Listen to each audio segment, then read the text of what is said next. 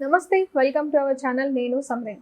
ఈరోజు మనతో ప్రముఖ సీనియర్ జర్నలిస్ట్ దామ బాలాజీ గారు ఉన్నారు. వాటి మాట సార్, నమస్తే. నమస్తే సార్, ముద్రగడ్డ పద్మనాభం కూతురు రీసెంట్గా తండ్రికి వ్యతిరేకంగా పవన్ కళ్యాణ్ సపోర్ట్ చేస్తూ మాట్లాడింది మనం చూసాం. సో ఆల్రెడీ మనం వీడియో చేసినాం దీని మీద. సో ఇప్పుడు తండ్రి తన కూతురికి సమాధానంగా ప్రెస్ మీట్ పెట్టారు. సో దాన్ని అసలు వాళ్ళిద్దరి మధ్య ఏం జరుగుతుంది, ఎందుకు వ్యతిరేకంగా వెళ్లాల్సి వచ్చింది, దాని గురించి ఏం చెప్తారు సార్? ఇప్పుడు ఆంధ్రప్రదేశ్ రాష్ట్రంలోనే పిఠాపురం ఒక సంచలన నియోజకవర్గంగా మారిపోయింది. ఎందుకంటే ఈవెన్ కుప్పం పెద్ద డిస్కషన్ లేదు, మంగళగిరి కూడా పెద్ద డిస్కషన్ లేదు, పులివెందుల అంతగా ఏమి లేదు, ఓన్లీ పిఠాపురమే మారిపోయింది. దీనికి కారణం ఏంటి అంటే పిఠాపురంలో పవన్ కళ్యాణ్ గెలుస్తాడా ఓడుతాడా అన్న డౌట్ అయితే అందరికీ వచ్చింది. ఎందుకంటే టఫ్ ఉంది, టఫ్ లేకపోతే ఇంత గొడవ ఉండేది కాదు. అందుకనే ఇప్పుడు మనం పవన్ కళ్యాణ్ చూస్తే ఎంతమందిని తీసుకెళ్ళి అక్కడ దింపుతున్నారంటే లెక్కే లేదు అసలు. రోజుకి 10 మంది వెళ్ళిపోతున్నారు హైదరాబాద్ నుంచి, రకరకాల చిన్న చితక ఆర్టిస్టులు వాళ్ళు వీళ్ళు వెళ్ళిపోతున్నారు. అసలు ఎప్పుడు నేనైతే అంటే నేను పెద్దగా ఫాలో కాను, కానీ నాకు తెలియని అనేక మంది పేర్లు అక్కడ కనిపిస్తున్నాయి. ఆర్టిస్టులని, నటులు అని, వాళ్ళని వీళ్ళని, యాంకర్లని రకరకాలుగా వెళ్ళిపోతున్నారు. ఇంకా కొంత పై స్థాయిలో తీసుకుంటే వరుణ్ తేజ్, తర్వాత నాగబాబు, చిరంజీవి వెళ్ళలేదు, వెళ్ళబోతున్నారు, వైష్ణవ్ తేజ్, ఇలాంటి వాళ్ళ కుటుంబంలో ఒక్కొక్కరుగా దిగుతున్నట్టుగా కనబడుతుంది, 1 by 1 దింపుతున్నట్టుగా. ఎందుకంటే ఇంకా కరెక్ట్గా ఎగ్జాక్ట్గా 10 రోజులే ఉంది. అందులో 10 రోజుల్లో కూడా 9 రోజులే ప్రచారానికి టైం ఉంది, 8 రోజులు టైం ఉంది, 11కి ఎండ్ అయిపోతుంది. సో ఈ క్రమంలో కొంత టెన్షన్ అయితే పవన్ కళ్యాణ్లో కనబడుతుంది మనకి. దానికి కారణం ఏంటంటే పిఠాపురం అనేది పవన్ కళ్యాణ్కి అక్కడ ఏమో స్థానికంగా ఆయనకేం పట్టు లేదు. అక్కడ జనసేన నాయకులు కూడా బలమైన నాయకులు లేరు అక్కడ. కాకపోతే కాపు పాపులేషన్ స్ట్రాంగ్గా ఉంది, అరౌండ్ 95,000 అని చెప్తున్నారు. అంటే 220,000లో ఓటర్స్లో 90,000 ఓటర్స్ కాపు నుంచి ఉన్నారు. నెక్స్ట్ బిగ్ చంక్ వచ్చి బీసీలో ఉన్నారు, 85,000 బీసీలో ఉన్నారు. అయితే అక్కడ జగన్ ఏంటంటే స్ట్రాటజిక్గా వంగ గీతను అక్కడ నిలబెట్టాడు. ఆమె ఇంతకుముందు ఎంపీగా ఉన్నింది, ఆమెను తీసుకెళ్ళి అక్కడ ఎమ్మెల్యేగా పెట్టారు. సో వంగ గీత ఏంటంటే స్థానికురాలు, వాళ్ళ హస్బెండ్ ఇంటర్మీడియట్ నుంచి రాజకీయాల్లో ఉన్నాడు, ఆయన ప్రోత్సాహంతో ఈమె కూడా రాజకీయాల్లోకి వచ్చింది. కాంగ్రెస్లో 89 నుంచి ఏమో కాంగ్రెస్ పార్టీలో ఉంది, జడ్పీటీసీ చైర్పర్సన్గా ఉన్నింది. దాని తర్వాత మన ప్రజారాజ్యం పార్టీలో చేరి ప్రజారాజ్యం పార్టీ నుంచి గెలిచింది, ఆమె ఎమ్మెల్యేగా గెలిచింది. సో ఆ తర్వాత ప్రజారాజ్యం పార్టీని కాంగ్రెస్లో మెర్జ్ చేసేసినాక ఆమె కాంగ్రెస్లో ఉండడం ఇష్టం లేదు, ఎందుకంటే కాంగ్రెస్ నుంచి ఇటు వచ్చింది కదా, అందువల్ల వైసీపీలోకి వచ్చేసింది. అయితే ఆమెకు పట్టుంది అక్కడ బాగా. రెండోది జగన్ ఏం చేశాడు, అక్కడ హేమల్ని తీసుకెళ్ళి దించాడు. మిథున్ రెడ్డి కావచ్చు, పెండం దొరబాబు కావచ్చు, ద్వారంపూడి చంద్రశేఖర్ కావచ్చు, ఇలాంటి వాళ్ళంతా అక్కడ దింపాడు. మరోవైపు ముద్రగడ రంగంలోకి వచ్చాడు. వీళ్ళందరూ ఒక ఎత్తు అయితే ముద్రగడ ఒక ఎత్తు. ఎందుకంటే పవన్ కళ్యాణ్ దేని నమ్మి అక్కడ చేరాడు, కాపు పాపులేషన్ ఉంది కాబట్టి కాపులు గుంపు కొత్తగా మనకేస్తారు, మనం ఈజీగా గెలిచిపోవచ్చు అనుకునే కదా అక్కడ చేరింది. అంతకుముందు భీమవరం, గాజువాకలో ఓడిపోయినా అక్కడ ఎందుకు మళ్ళీ కంటిన్యూ కాలేదు అంటే ఆయనకి అది సేఫ్ కాదు, ఇదైతే సేఫ్ అని అనుకున్నాడు. సో కానీ ఇక్కడ ఏమైంది, ఫస్ట్లో ఆయనకు వచ్చిన ఒక అడ్డంకి ఏంటంటే వర్మ, ఎస్విఎస్ఎన్ వర్మ.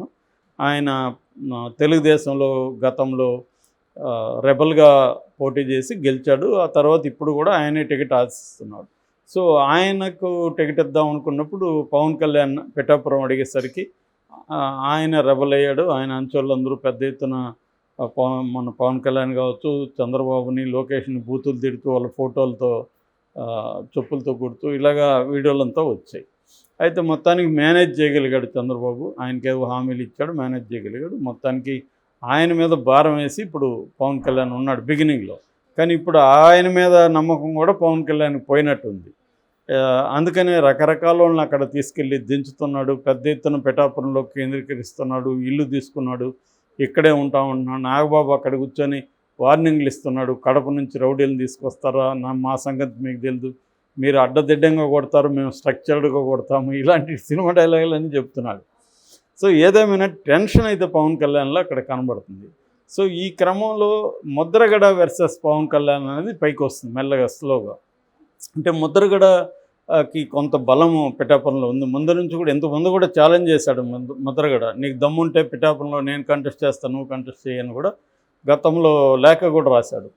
ఆ తర్వాత ముద్రగడ నిజానికి జనసేనకి వెళ్దాం అనుకున్నాడు. ఎందుకంటే ఆయన చేసిన డిమాండ్లు వైసీపీ ఒప్పుకోలేదు. ఆయనకు వాళ్ళ చిన్న కొడుకు కోడలికి ముగ్గురికి సీట్లు కావాలని అడిగారు. కనీసం ఇద్దరికి ఇవ్వమని వైసీపీ అది ఇవ్వడానికి కుదరలేదు.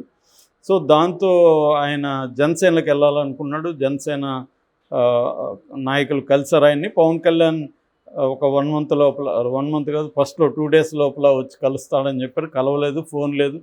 1 మంత్ వెయిట్ చేశాడు. సో సెటైరికల్గా మాట్లాడడం మొదలుపెట్టాడు ఆయన పవన్ కళ్యాణ్ మీద. ఫైనల్గా మళ్ళీ వైసీపీలోకి వెళ్ళి అన్కండిషనల్గా వైసీపీకి సపోర్ట్ చేస్తూ వైసీపీలో జాయిన్ అయిపోయాడు.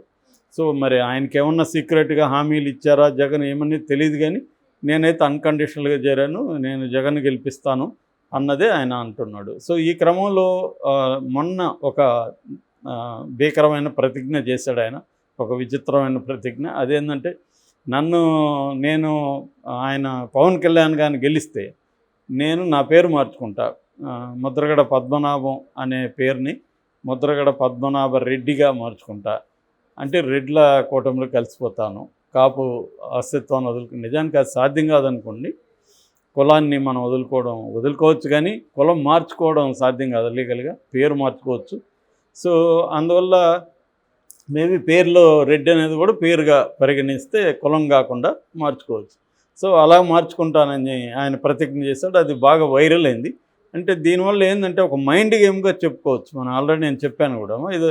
ఎందుకంటే ఈ పవన్ కళ్యాణ్ ఓడిపోతాడనే ఒక ప్రచారాన్ని జనంలోకి వదిలితే ఆ ప్రచారం సైకలాజికల్గా జనం మీద పడి ఓడిపోయేవాడికి ఎందుకు ఎలాగో ఓడిపోతాడు కదా, మనం గెలిచేవాడికి వేద్దామనే ఒక మైండ్ సెట్ వస్తుంది. ఇది అందరూ చేస్తుంటారు. ఇది కొంత పనిచేసింది ముద్రగడది. ఎందుకంటే ఆయన కాపు నాయకుడు కావడం, ఇలాగా అంటే ధైర్యంగా ఎప్పుడూ ఆయన జీవితంలో ఎలాంటి స్టేట్మెంట్ ఇవ్వలేదు. ఆయనకు ఒక డీసెంట్ కాపు నాయకుడు, కాపుల కోసం జీవితాంతం ఆయన పనిచేసిన వ్యక్తిగా ఆయనకి కొంత సీనియర్ కాపుల్లో కొంత ఉంది. యూత్లో లేదు, ఆయనకి సీనియర్స్లో ఉంది. కానీ సీనియర్స్ కూడా ఇంపార్టెంటే కదా. ఓట్లు అనేది సీనియర్ జూనియర్ అనేవి ఉంటుంది. ఓటు అంటే ఓటే. మనం బస్సులో ప్యాసింజర్ అంటారు కదా, మనుషులందరినీ వాళ్ళు ప్యాసింజర్లు అంటారు, చిన్న పెద్ద వాళ్ళకి అనవసరం. అలాగే ఓటే, ఏదన్నా ఓటే వీళ్ళకి. సో ఆ క్రమంలో ఆయన ఛాలెంజ్ చేసినాక మేబీ జనసేన వాళ్ళు చేశారా, తెలుగుదేశం వాళ్ళు చేశారా, కానీ ఆయన ఫ్యామిలీలోనే వాళ్ళ కూతుర్ని తీసుకొచ్చి క్రాంతి ఆమె దగ్గర ఒక వీడియో చేయించారు. ఆమె మార్నింగ్ ఒక వీడియో రిలీజ్ చేసింది. ఆ వీడియోలో నేను చూసాను. ఆ వీడియో ఏముందంటే, మా నాన్న ఇలాగా పవన్ కళ్యాణ్ మీద ఇష్టం వచ్చినట్టు మాట్లాడుతున్నాడు, అది కరెక్ట్ కాదు, నేను ఖండిస్తున్నాను. నేను పవన్ కళ్యాణ్ గెలిపిస్తాను, పవన్ కళ్యాణ్ కోసం పనిచేస్తాను. జగన్ మా నాన్నని యూజ్ చేసుకొని వదిలేస్తాడు, అది తెలియకుండా మా నాన్న పనిచేస్తున్నాడు అనేది ఆమె చెప్పింది. దాంతో ఈయన ప్రెస్ మీట్ పెట్టాడు. ఆ అమ్మాయి ఎప్పుడో పెళ్ళైపోయినాక నా ప్రాపర్టీ కాదు కాబట్టి నాకు సంబంధం లేదు, కొడుకంటే నా ఇంట్లో ఉంటే నా ప్రాపర్టీ, పెళ్ళైపోయినాక అది అత్తగారి ప్రాపర్టీ. సో అని ఆయన భాష ఒకటి ఉంటుంది కదా, ఆ భాషలో మాట్లాడాడు. సో ఆమె వాళ్ళ మామగారు ఇంతకుముందు ప్రజారాజ్యం పార్టీలో ఉన్నారు కాబట్టి వాళ్ళకి ఆ లాయల్టీ ఉంది. అందుకని వాళ్ళ ద్వారా మా కుటుంబంలో చిచ్చు పెట్టడానికి ఇది ప్లాన్ చేస్తారు. సో ఈ అమ్మాయి నా ప్రాపర్టీ కానప్పుడు నాకు సంబంధం లేదు నిజానికి ఆమె ఏం మాట్లాడినా. నేనైతే ఇలాంటి వాటికి బెదిరిపోను. నేను జగన్ సేవకుడిగానే ఉంటాను, సేవకుడిగానే పనిచేస్తాను. నేను ఖచ్చితంగా నా పేరు మార్చుకోవడానికి కూడా రెడీగా ఉన్నాను అనేది మళ్ళీ ఆయన ప్రెస్ మీట్లో గట్టిగా మాట్లాడాడు. ఈ క్రమంలో జగన్ని కూడా కొంత పొగిడాడు. జగన్ పథకాలు గొప్పగా ఉన్నాయి, అవి ప్రజలకి హెల్ప్ అవుతాయి. సో ఇటువంటి సంక్షేమ పథకాలని ఎవరు దేశంలో చేయలేదు. అందుకని జగన్ వల్ల ప్రజలకు మేలు కలుగుతుంది, నా కాపు కమ్యూనిటీకి మేలు కలుగుతుందని నమ్ముతున్నాను కాబట్టి నేను జగన్తో ఉంటాను. నన్ను ఇటువంటివి ఏమీ కూడా నా కార్యక్రమాలని ఆపలేవు, నేను భయపడే ప్రసక్తి లేదు అయితే నా కూతుర్ని నాకు వ్యతిరేకంగా కొంతమంది చేశారు, ఇలాంటి వాళ్ళు ఖచ్చితంగా నాశనం అయిపోతారు అన్నట్టుగా మాట్లాడు. నేను యాక్చువల్గా మార్నింగే ఇంకొక వీడియోలో చెప్పాను కూడా, ఆయన ఏం చెప్పబోతున్నాడో కూడా చెప్పాను. ఎందుకంటే ఆల్రెడీ జగన్ ఏం చెప్తున్నాడు, మా చెల్లెల్ని చంద్రబాబు రేవంత్ రెడ్డి వీళ్ళు మార్చారని చెప్తున్నాడు. అట్లాగే ఈయన కూడా అదే, ఆమె కూడా అదే చెప్పింది, జగన్ మా నాన్నని వాడుకున్నాడు మార్చారని. ఇప్పుడు ఈయన కూడా నా కూతుర్ని వాళ్ళు నా మీద ప్రయోగిస్తున్నారని చెప్తాను. ఇక్కడ ఏంటంటే ఎవరో ప్రయోగిస్తే వీళ్ళ కూతురు ఎందుకు ప్రయోగించబడింది అంటే వీళ్ళ మధ్య కూడా ఏదో ఇబ్బందులు ఉన్నాయి అనేది అర్థమవుతుంది.